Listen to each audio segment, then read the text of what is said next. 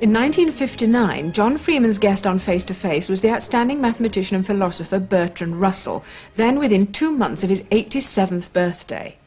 But far from being a frail old gentleman, he appeared before the camera as spry, mischievous and articulate as the public had ever known him throughout a long career as a campaigner in various causes at odds with the establishment.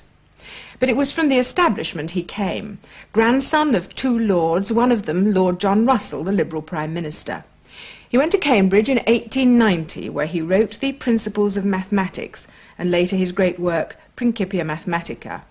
His academic work as one of the greatest philosophers of his day continued at Cambridge until the First World War, when his vigorous campaigning as a pacifist got him expelled from Trinity. But he continued as a writer, his History of Western Philosophy, published in 1945, gaining him a more popular acceptance and lasting financial security. Russell, a late Victorian, was an early crusader for free love, in revolt against the humbug and hypocrisy of much of Edwardian life, a freedom exemplified unashamedly in his own private life. After teaching in America, he returned to Britain in triumph after World War II, was given the Order of Merit in 1949, and won the Nobel Prize for Literature in 1950. From the 50s onwards, his main concern was the threat of nuclear annihilation. He was the first president of the Campaign for Nuclear Disarmament at the time of the face-to-face interview. And 2 years later, still battling against authority, he was arrested at an anti-nuclear sit-in in Parliament Square and sentenced to 7 days in jail. He was 89 years old. His face-to-face interview reveals the qualities that sustained his reputation for decades: lucidity of mind, transparent honesty, and an endearing sense of fun.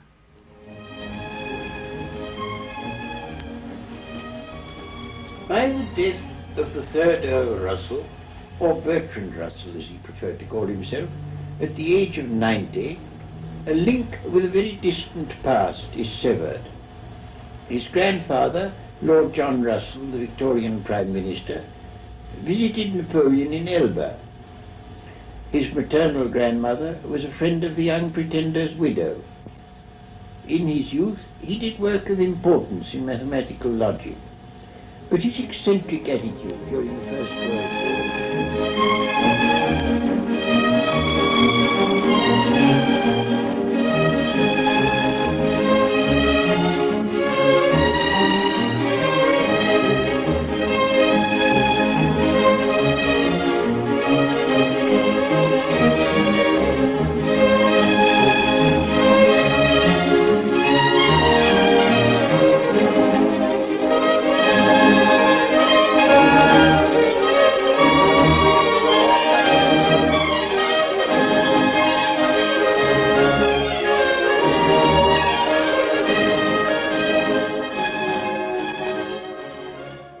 In the Second World War, he took no public part, having escaped to a neutral country just before its outbreak. In private conversation, he was wont to say that homicidal lunatics were well employed in killing each other, but that sensible men would keep out of their way while they were doing it. He appeared in extreme old age, full of enjoyment, no doubt owing in large measure to his invariable health, for politically, during his last years, he was as isolated as Milton after the Restoration. He was the last survivor of a dead epoch. That I wrote in 1937, a year before the Second World War began, as a prophecy of what I thought the Times would say about me when I died. I observed that the date I attributed to my death is 1962, which is coming ominously near and begins to cause me some alarm. So before you feel too much alarm, let us examine this obituary which was written in jest and see how true it really is. To start with, let's go back to the distant past. What is your very earliest memory, Lord Russell? Well, I suppose my very earliest memory is tumbling out of a pony carriage when I was 2 years old. And my earliest at all vivid memories are of arriving at the house of my grandparents, Pembroke Lodge in Richmond Park, after the death of my father, who died when I was 3. How did you come to be in the care of your grandparents? Your mother had also died? Yes, she died when I was 2 and my father when I was 3. Do you have any memory of your parents? Very little. I remember nothing of my mother. I remember my father once giving me a leaflet printed in red letters, and the red letters pleased me. What was life like at Pembroke Lodge? Did your grandparents, for instance, entertain the great people of the day? Yes, not very much. My grandfather was already an invalid. He could only get about in a bath chair. He died when I was 6. My grandmother survived for a long time, till after I was married. But she lived in semi-retirement. We saw a lot of distinguished people, especially literary people. Your grandfather had been a politician in his day, as your father. My grandfather, yes, my grandfather was twice Prime Minister. My father was in Parliament for a very brief period. Did you meet the great and famous who used to come to visit, or were you shut away in the nursery? Oh, I used to meet them, yes. Who especially impressed you at that age? Well, I think Mr. Gladstone especially impressed me.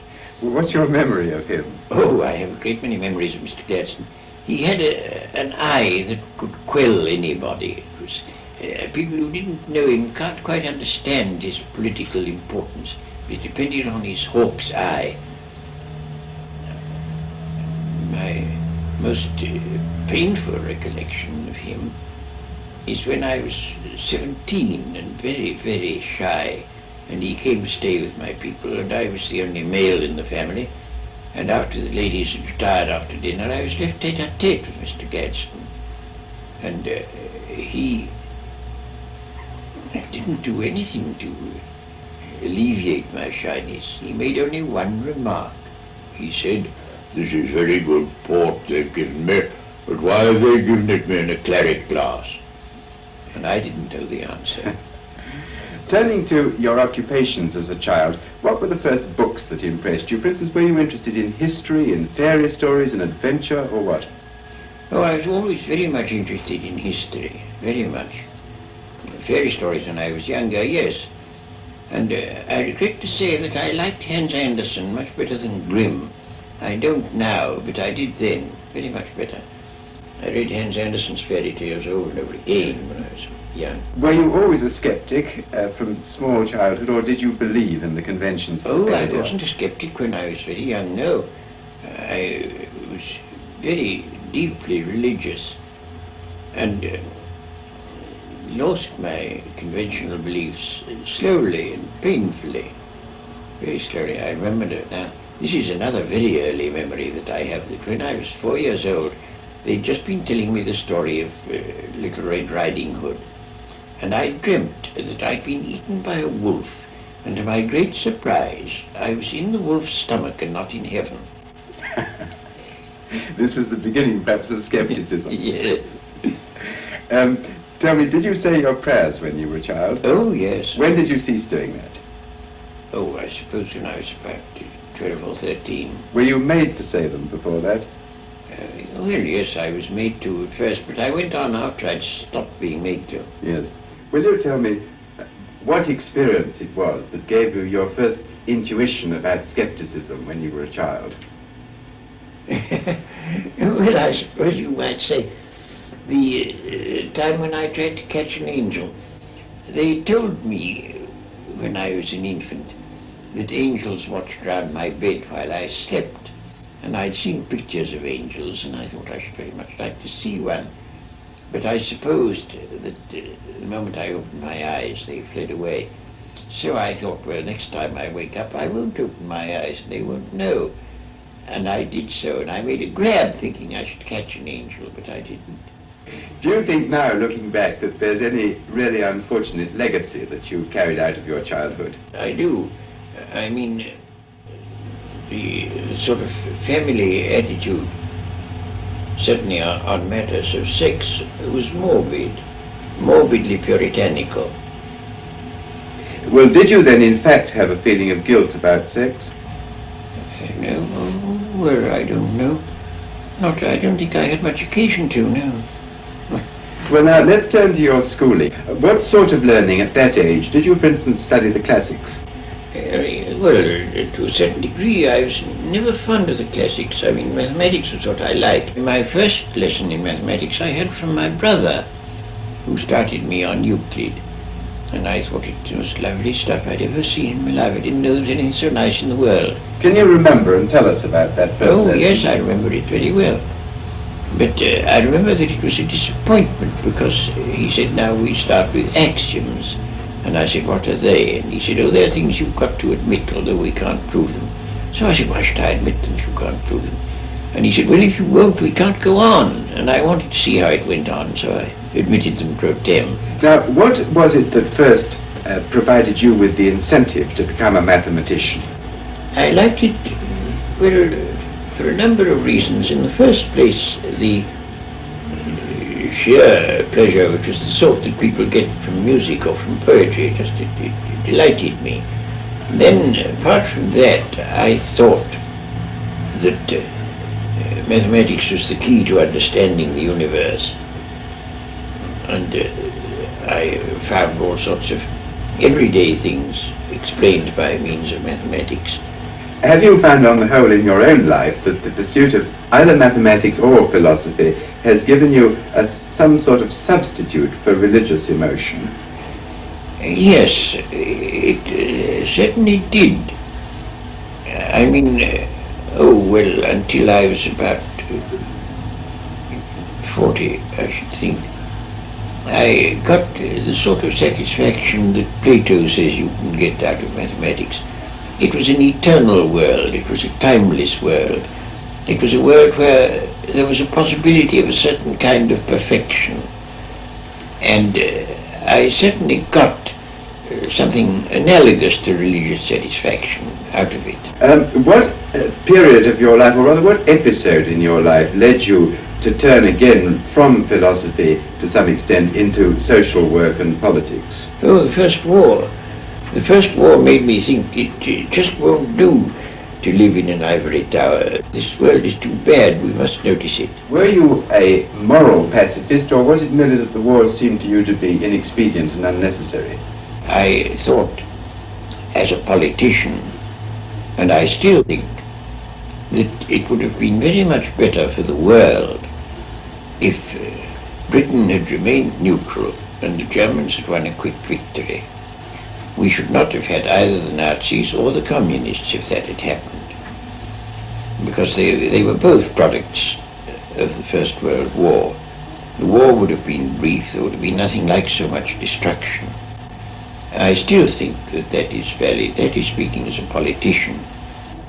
Speaking as a human being, I used to have occasion to go to Waterloo, and there I would see troop trains going off, filled with young men who were almost sure to be slaughtered.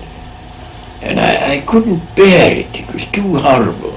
How much, in fact, did you actively campaign against it? Oh, as much as I could. I went all over the place making speeches, and I did everything I could to help the conscientious objectors. I wrote about it everywhere where I could. No, I did everything I could think of to do. Did you have sort of public notoriety as an unpopular figure, or were you regarded as just a crank? I wasn't actually pelted with rotten eggs, but I had an almost worse experience. I was at a meeting of pacifists at the Circuit Brotherhood Church, and it was stormed by a mixture of colonial troops and drunken viragos. The drunken viragos came in bearing boards full of rusty nails with which they clamped everybody on the head, and the colonial soldiers looked on and applauded them, and the police looked on and did nothing. And women had all their clothes torn off their backs and were badly mauled and so forth and so on.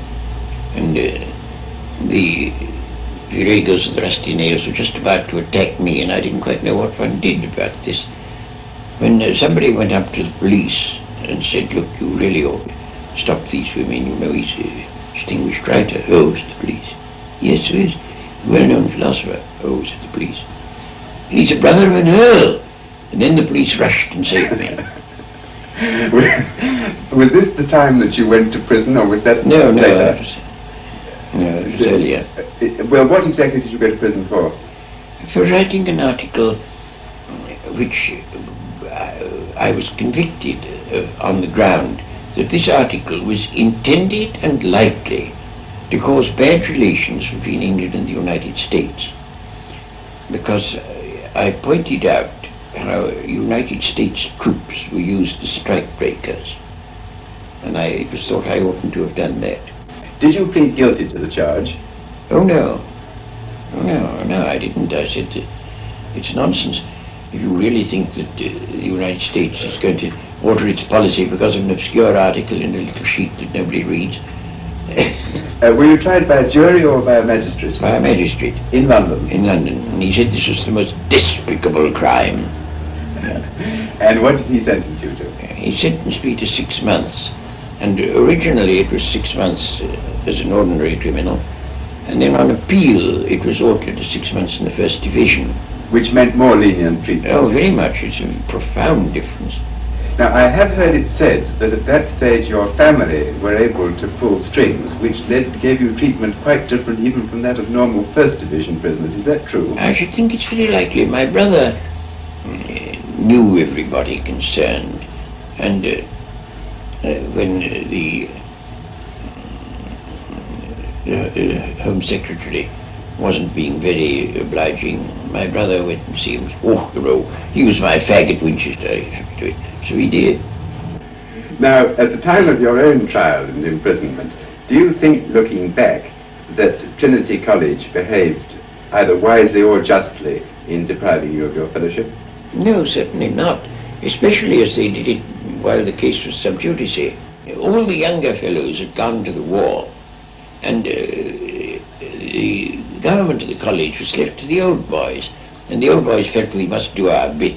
We can't fight, we're too old. And their bit was to get rid of me. Now, something very similar to that, of course, happened in the Second World War, when your appointment at the College of the City of New York was terminated. What actually did happen in the Second World War? Oh, in the Second World War I was completely patriotic. I supported the war, and I was entirely orthodox in my views about that. Nevertheless, you were thrown out of another college at the same age. But that was for quite different reasons. That was on the ground of my views about marriage and morals. That was a Roman Catholic business. There was a woman who was intending to send her daughter to the College of the City of New York, where her daughter was not going to study mathematical logic, which was the subject I was going to teach. But nevertheless, this woman professed to be afraid that I should rape her daughter or corrupt her in some way by my mere presence in other classrooms in the same university. And on that ground, she brought an action that I should be deprived of my position. And she accused me of being lewd, lecherous, lascivious, obscene, and aphrodisiac. And all these charges were upheld by the judge in the court, and the judge said that he would therefore annul this appointment. And did she bring any evidence to justify these charges? Yes, oh yes. It was proved that I had said that an infant under 6 months old, if seen touching his parts, should not be slapped. That was the chief evidence. What happened to you when you lost your job in New York? Were you, for instance, did you have another job to go to in America? Well, I didn't know I should have. I was completely ostracized. No newspaper would print a word I wrote. No magazine would print a word. No hall would allow me to lecture in it. So that I was cut off from all my means of livelihood. And I couldn't get any money out of England at that time because of currency regulations. And so I was expecting to starve. I had 3 children whom I was educating, 2 of them at the university, 1 younger. And I expected we should all suffer very badly, and we should have done but for a certain man called Dr. Barnes, who came to my rescue and gave me a job. As a result of that alarming experience, have you felt any permanent resentment against the Americans? Oh, no, none whatever. I think, after all, my father, when he stood for Parliament in a rural constituency in 1868, suffered in exactly the same way, for exactly the same causes. And I allowed myself to reflect that urban New York in 1940 was exactly at the same point in the road towards enlightenment as rural England in 1868. But having made that remark, I felt no further resentment. Do you ever now, in old age, encounter these explosions of anger? Oh, yes. I had a letter from an Anglican bishop not long ago, in which he said that all my opinions on everything were inspired by sexual lust, and that the opinions I'd expressed on this subject were among the causes of the Second World War. Do you think that on the whole the fanatics in the world are more useful or more dangerous than the skeptics?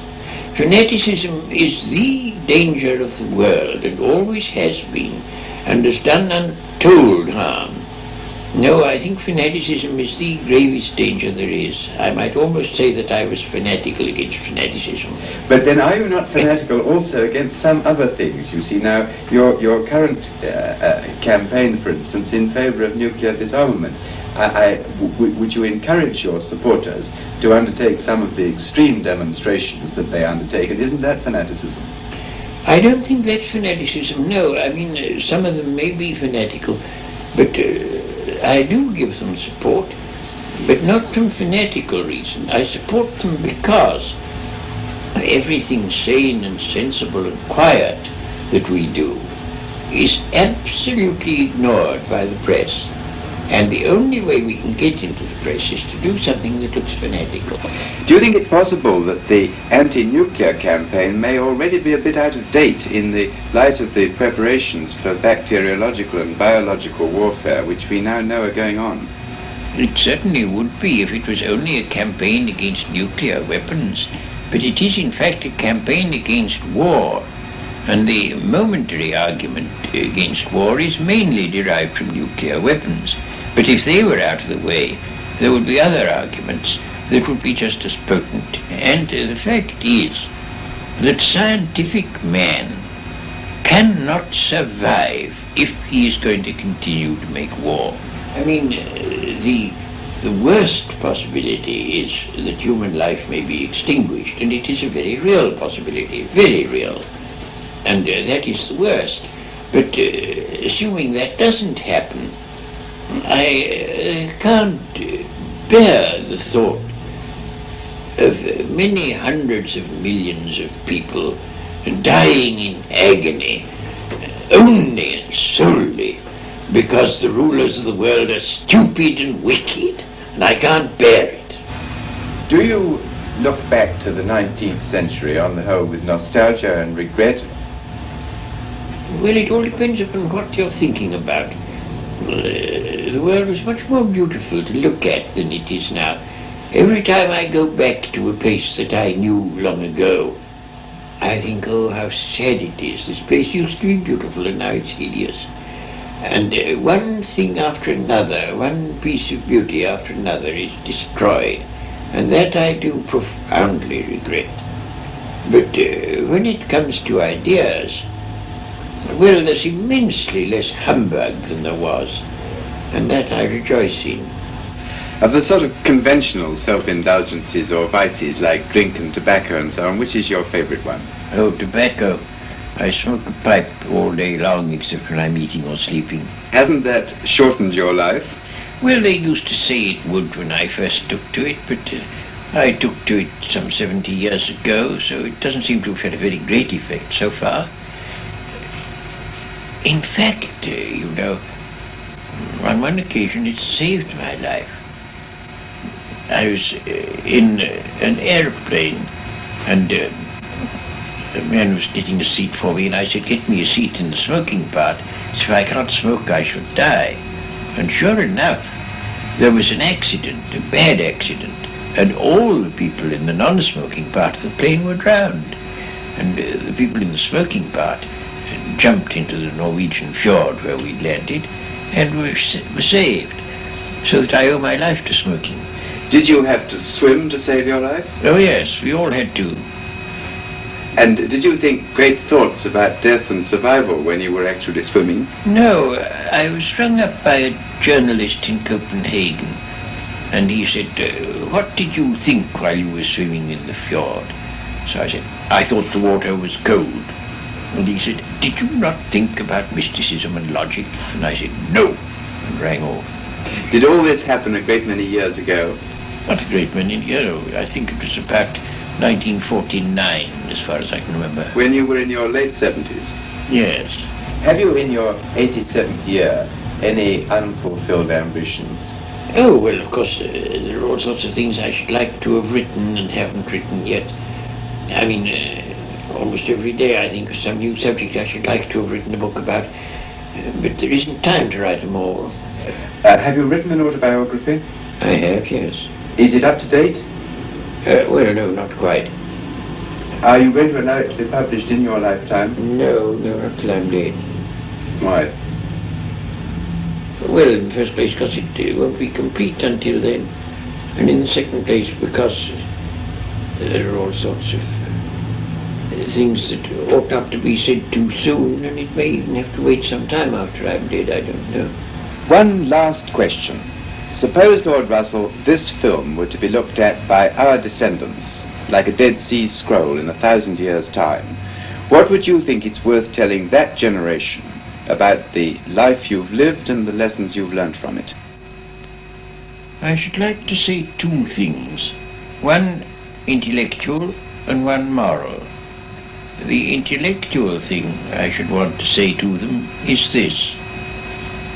When you are studying any matter or considering any philosophy, ask yourself only what are the facts and what is the truth that the facts bear out. Never let yourself be diverted either by what you would wish to believe or by what you think would have beneficent social effects if it were believed. But look only and solely at what are the facts. That is the intellectual thing that I should wish to say. The moral thing I should wish to say to them is very simple. I should say, love is wise, hatred is foolish. In this world, which is getting more and more closely interconnected, we have to learn to tolerate each other. We have to learn to put up with the fact that some people say things that we don't like. We can only live together in that way. And if we are to live together and not die together, we must learn a kind of charity and a kind of tolerance, which is absolutely vital to the continuation of human life on this planet.